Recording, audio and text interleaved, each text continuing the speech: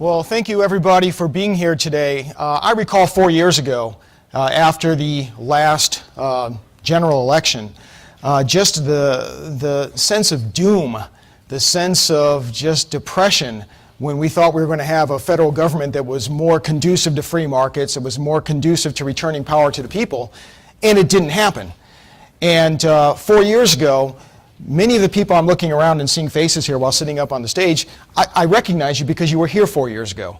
And 4 years ago, when so many people wanted us to put our tails between our legs and to go home and to believe that socialism had won, you guys and ladies were keeping the fire of freedom burning. And so when I see you here again today, I just want to thank you on behalf of myself, on behalf of the Heartland Institute, just for showing up and ensuring that we had a chance to now, where we have an administration that's more conducive to energy affordability, to personal freedoms.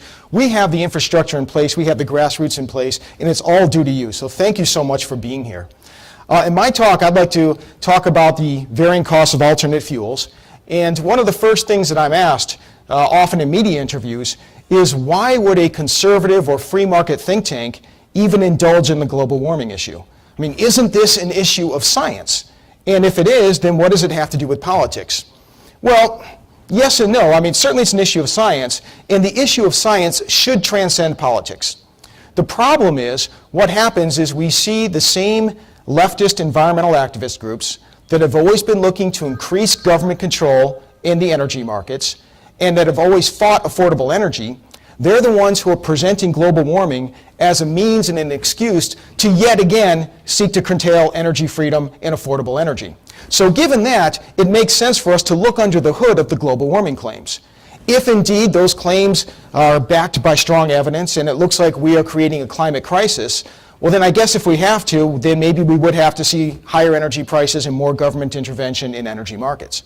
However, if the science does not back up the notion of a global warming crisis, well then once again we're going to point out what this is, which is an excuse to enhance the role of government and fight affordable energy. So groups like the Heartland Institute, CEI, Cato, Heritage, many others, that's why we're involved in the discussion. We want to make sure that the science justifies the policy prescriptions. And from our perspective, from the perspective of the scientists we talk to, the answer is no, we are not creating a climate crisis. Therefore, I think it's very important that we focus on affordable energy, affordable and abundant energy. When people advocate more expensive power sources, be it wind power, solar power, what have you, it's not like we have an endless supply of money and it's we either spend money on quote-unquote clean energy or we don't. When we take money out of people's pockets in the role of higher energy costs, what it means is that money has to come from other things in life that make our lives happier, healthier, and longer lasting. In just a few photos to illustrate, money that is spent on higher energy costs comes away from money that could be spent on better housing, could be spent on better nutrition, could be spent on better education, could be spent on better health care, could be spent on consumer goods that make our lives more enjoyable, could be spent on time we have for leisure, money and time for leisure. All these things make our lives happier, healthier, and longer lasting. When we have higher energy costs, it's like higher taxes. We are taking money out of people's pocketbooks, putting it into something that we would otherwise be getting for a lower cost. So when we pay higher prices for energy, it's not just, well, you know, it's a good thing to have. Compare it with what we're giving up. Also at the micro level, in 2014 I published a series of papers for the Heartland Institute looking at renewable power mandates. And at that time, more than half the states, still is the case, more than half the states have renewable power mandates requiring a certain percentage of the state's electricity mix to come from expensive wind and solar power. Looking at it on a per household basis, what we found in the Energy Information Administration data is that in states like Kansas, the average household paid an extra $130 per year in energy costs as a result of renewable power mandates.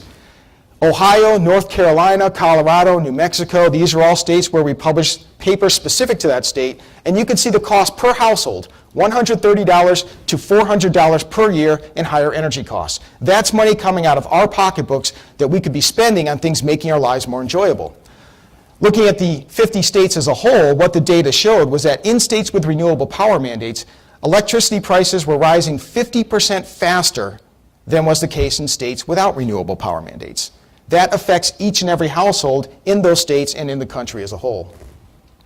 You can find these papers. Here's a screenshot of the Heartland Institute website. The bottom left, you see the headline for the paper on Ohio renewable mandates driving up electricity prices. I encourage you to go to the Heartland website, heartland.org, and you can find on the Policy Bot button, which is in your upper right. Let's see if I have this pointer working. There we go. You can do a search for Ohio renewable or renewable power mandates, and you'll find these studies. Now, not just at the individual level where we feel it in our own individual pocketbooks, but economy-wide, we can see the negative impacts of higher energy costs. Here I pulled data in blue. This is the price of oil per barrel, and this is taken from the Energy Information Administration.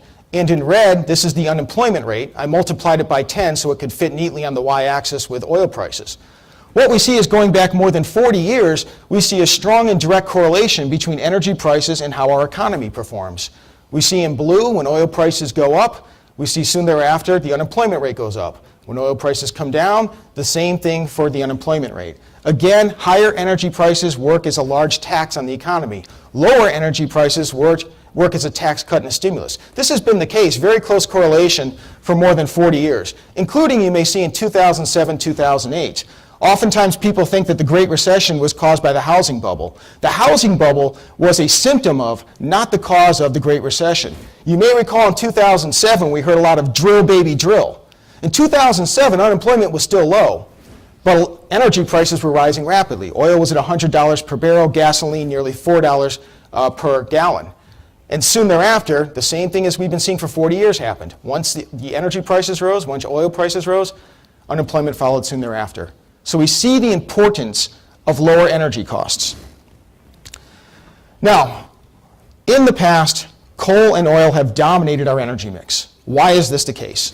Well, prior to 2006, the midterm elections, this was a wave election for Democrats. In the electricity markets, prices were primarily determined by cost. State public utilities commissions, what they were factoring in when they were determining whether to approve or reject proposals by the monopoly utilities to build new power was what are the costs. The lower the cost, the better for consumers, the more likely a power plant was to be approved and built. In terms of transportation fuel, where you didn't have so much regulation, oil was dominant because it was the only feasible and affordable energy source. Now that's prior to 2006. The 2006 and 2008 wave elections for Democrats changed the equation. Unfortunately, Democrats were more predisposed to restricting energy, affordable energy, and putting more factors on unsubstantiated environmental claims.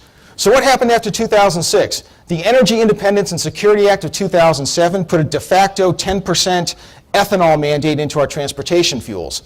This has increased transportation costs. Ethanol does not burn as efficiently as gasoline. Fortunately, it's only a 10% mandate. Hopefully we can get that repealed. We still have 90% of our transportation, give or take, coming from gasoline. Regarding electricity, by 2008, this is when a majority of states put into place their renewable power mandates. This is instituting more wind power, more solar power that are more expensive for us to afford. And we saw that in the data state by state that I published for the Heartland Institute. And at the federal level, the Obama administration implemented unprecedented environmental restrictions aimed primarily at coal power. Now, just to illustrate the costs involved when you mandate renewable power into our electricity mix, the Brookings Institution. This is a left-of-center think tank. I'm not quoting data from the Heartland Institute, from Heritage, from Cato, from CEI, or anybody else. This is the Brookings Institution. They cheerlead renewable power. Nevertheless, they published a paper in 2014. They compared the levelized cost of electricity sources. And what they did is they said, how much would it cost or save to replace coal with other energy sources? And the findings are striking, particularly regarding so-called renewable power. What Brookings found is that when you replace coal power with wind power, it raises electricity costs by 50%. Quite substantial. Solar power is even worse. When you replace coal power with solar power, electricity prices triple. Again, this is coming from the Brookings Institution. Now, given the cost differences between coal and other power sources, it was a striking moment in January 2008 on the campaign trail when Barack Obama said that he was looking to bankrupt the coal industry. He said that under his plan to restrict carbon dioxide emissions, he envisioned a cap-and-trade system. He would make it impossible for anybody to build a new coal power plant. He said they could try, but it would bankrupt them. And he said the result would be that electricity rates would necessarily skyrocket. And the reason they would necessarily skyrocket is because there has not been a cost-competitive electricity source with coal. If you take the most affordable electricity source out of the mix, of course electricity prices would skyrocket. Even Barack Obama admitted this on the campaign trail. But a funny thing happened. In the real world, certainly Obama's plans succeeded. He didn't get cap and trade, but through the Obama EPA, there were enough restrictions on coal power that coal's share of the electricity mix declined from 48% to 30%. Dramatic reduction. That's from 2008 through 2016. Yet when you look at the data from the Energy Information Administration, what we see is that in inflation-adjusted dollars, electricity prices actually declined. How could that be? Even Obama acknowledged up front electricity rates would skyrocket. The reason that happened is natural gas filled the gap that was given up in market share by coal. Obama was hoping that wind power and solar power would rise up and take coal's electricity market share. But the fracking revolution, beginning right about 2008, 2007, and 2009, it's called the fracking revolution. It's actually advances in fracking technology and directional drilling. And what these two advances did is they made natural gas much more available to be produced and at lower costs. So with the fracking revolution occurring just as the Obama administration was cracking down on coal power plants, natural gas prices declined dramatically. Most of the market share given up by coal, dropping from 48% to 30%, went to natural gas. And with natural gas prices so low, it has become less expensive to produce power from natural gas than coal. The Obama administration intended to have all of us in this room pay dramatically higher electricity prices, but what happened is natural gas saved his political hide, and it also saved us in our pocketbooks, our expendable income, and how we can have money to expend on things that bring us greater life enjoyment. Natural gas saved the day. Now specifically, looking at how natural gas did this. By the way, the bottom number, I put this slide together a few months ago before the final 2016 data came out. Late in the season, late in the year, natural gas's share declined. It finished at 30% of our electricity mix in 2016. Still, it surpassed coal. But why is it that how is it that natural gas prices can drop so much as to reduce electricity prices? Keep in mind that when coal lost market share, we had to build new natural gas power plants, even though the coal power plants were functioning quite well. The reason is the price of natural gas is so inexpensive, and the cost of natural gas power plants are relatively inexpensive. A 500 megawatts natural gas power plant, combined cycle, costs about $500 million, and it services approximately 400,000 households. So what that breaks down to is about $1,250 per household when a new natural gas power plant is built. Now, if you also break that out over 50 years, which is a conservative estimate of the lifespan of a natural gas power plant, it amounts to $25 per household per year, or $2 per household per month. And when you're replacing a coal power plant, most of our coal power plants are 40 plus years old, so these are plants that are already on their downside that require significant upkeep, maintenance, upgrades, or replacement. So we can take that $2 per month and really make it about $1 a month because we're replacing power plants that require a lot of maintenance, upgrades, or replacement. $1 per month, if you look at the average household, it's less than 1% of our electricity bill. Now, even 1% is something we should be concerned about and see if it's necessary. However, with natural gas prices so low, right now in existing natural gas power plants, you can produce power at about 16% lower cost than coal. So you're paying 1% more in capital costs, but you're receiving power that's being produced at a lower cost. That is how, in real dollars, electricity prices declined even as coal lost market share. Natural gas has saved the day. We can see here, this is the Henry Hub spotcast for natural gas. Here's 2008 when Obama predicted that electricity rates would necessarily skyrocket. Here's the fracking revolution, and what we've seen is consistently low natural gas prices in the years since. Now, switching over to transportation fuels, because we are talking about all energy sources, I don't want to go into too much detail because really gasoline, oil, they still rule the day, and it's for good reason. But the latest fad in transportation fuels from the environmental left was algae biofuels. Well, shouldn't we be growing this? We can power our cars from algae. This is so much better than gasoline. Well, first of all, it's tremendously expensive. But even overlooking that, the National Academy of Sciences, their National Research Council, published this white paper. I encourage you to look it up online. It's, I think, 50 to 100 pages. Sustainable Development of Algal Biofuels in the United States. And what they determined, even forgetting the economics, is that the environmental impacts of algae biofuels are devastating. Sure, if we fuel our vehicles on algae biofuels, we may not be getting some of the emissions of gasoline or ethanol. But in order to cultivate algae at such a large scale to produce the fuel that we would need to fuel our transportation fleet would take a tremendous drain on our water resources, on our land resources, would create a tremendous amount of toxicity, turning them into fuels. What they determined is that the environmental costs are extremely prohibitive, much worse than is the case from gasoline and from oil. So I encourage you to look that up when somebody challenges you about algae biofuels. Moving forward, looking at the electricity mix, we've talked a lot about the United States and our economics here. Globally, we have an opportunity to greatly enhance our economy off the natural gas revolution. So here, this is a screenshot. They have this real time on the Berkeley Earth website. And Berkeley Earth, by the way, they believe in a climate crisis, but they're working to produce the environmental left, or working to induce the environmental left to support nuclear power, natural gas, hydropower as more realistic alternatives to solar and wind power if you believe in a climate crisis. I hope most of us here do not, but from an from an economic standpoint, at least they're talking a little sense in terms of the other side. But here we have, this is a satellite image of the Earth in terms of real-time air pollution. And what we see is that, by the way, I took this screenshot at 6 p.m. Eastern time. I forget which day, but it was last week, March 13th. I took it at 6 p.m. for a reason. All day long, we had our industrial activity, our automobiles running, et cetera. This is a time of day that is least conducive to finding good air quality in the United States. And it's most conducive to finding good air quality in Europe and Asia when it's the middle of the night. So even with the disadvantage here in the Western Hemisphere, what we see is our air quality is remarkably clean compared to that of Europe and especially Asia.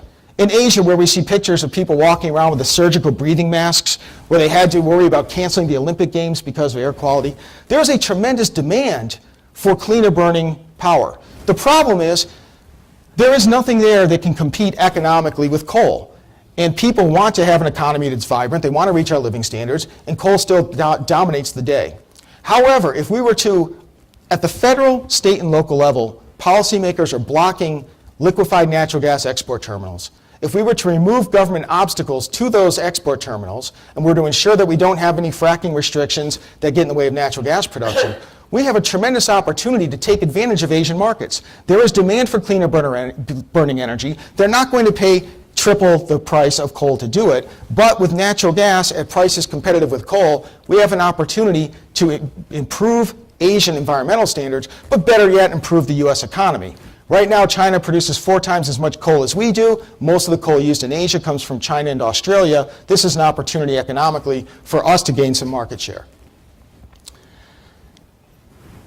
Ben talked about the environmental impacts of other sources, wind power, solar power in particular. So I'm going to go very quickly through this because he's already touched on it. But basically, when you hear the term renewable, renewable does not necessarily mean environmentally friendly. I mean, by definition, renewable means it's a resource that we can use again and again and again. So under that definition, hydro is just as renewable as wind and solar power. It's much more affordable and reliable. But even if we talk coal, natural gas, oil, you name it, we have centuries worth of these resources. The reason why people say we need renewables is so we don't run out anytime soon. We're not running out anytime soon of these other energy sources. So when people use the term renewable, what they're really trying to imply is greener, is more environmentally friendly. But renewable is not necessarily green. And Ben talked about this regarding solar power and wind power. This is a wind farm in Spain. You see the birds that hopefully a few of them will make it through okay. Here in the United States, wind turbines kill 1.5 million birds and bats each and every year while producing very little electricity. At the Spark of Freedom Foundation website, we put out a paper this past summer. What we did is we took a full spectrum analysis of energy resources. It's not just emissions, but it's also land impacts, water impacts, species impacts. And what we found is that the best energy sources for the environment: solar power, hydropower, nuclear power, and natural gas. It's not just solar and it's not just wind. Wind power, by the way, was closer to coal in terms of its environmental impacts than it was to these other cleaner burning, better for the environment energy sources. When people talk green, don't buy the propaganda that it's only wind and solar. Finally, moving forward, what do we do? How do we make sure that energy remains affordable, abundant, and we have government policy that facilitates affordable energy? Let's let them all compete. The Brookings Institution showed that wind and solar, for all their claims about being cost competitive, are not there. When wind and solar advocates and industry people say we're cost competitive, fine, then we'll give you access to the market, and everyone else should have access to the market too. When we give various energy sources access to the market, from the Brookings Institution, the bottom line here, net cost per kilowatt hour, what we see, wind power substantially more expensive than coal, solar power substantially more expensive, hydro about the same, a little less expensive, nuclear a little more expensive, combined cycle natural gas, quite a bit of cost savings. Let's remove government impediments, let the market work. Remember, we got involved in this as public policy organizations, not because we're advocates for the coal industry, the natural gas industry, the nuclear industry, or the oil industry. We got involved because we're advocates of free markets and limited government.